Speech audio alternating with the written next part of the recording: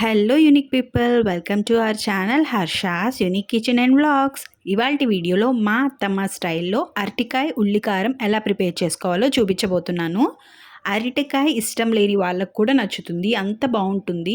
So late చేయకుండా process చూసేద్దాం రండి.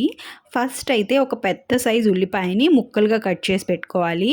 అలాగే అరటికాయని పీల్ తీసేసుకొని మీడియం సైజులో కట్ చేసుకోవాలి.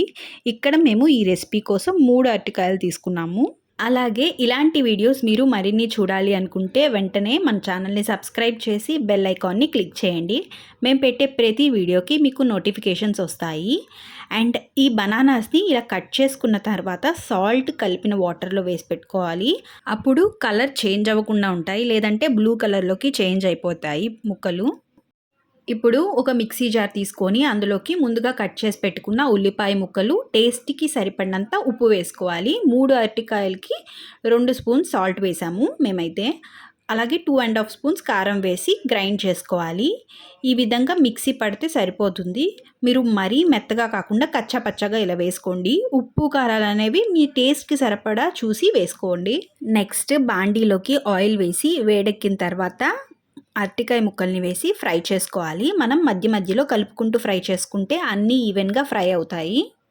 ఇవి వేగేలోపు మరొక ప్యాన్లో 2 స్పూన్స్ ఆయిల్ వేసుకొని ముందుగా మిక్సీ వేసి పెట్టుకున్నాం కదా ఉల్లికారం పేస్ట్, అది వేసేసుకోవాలి. దీన్ని సిమ్లో పెట్టుకొని పచ్చివాసన పోయేంత వరకు ఫ్రై చేసుకుంటే సరిపోతుంది. కారంలో పచ్చివాసన పోయిన తర్వాత డీప్ ఫ్రై చేసుకున్న అరటికాయ ముక్కల్ని కూడా వేసేసుకోవాలి.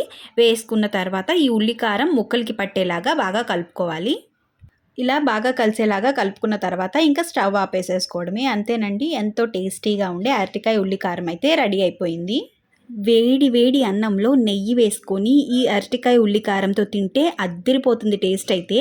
నేను అరటికాయ నార్మల్గా తినను, బట్ ఈ రెసిపీ ట్రై చేశాకైతే నేను ఫ్యాన్ అయిపోయాను. అంత బాగుంటుంది, మీరు తప్పకుండా ట్రై చేయండి.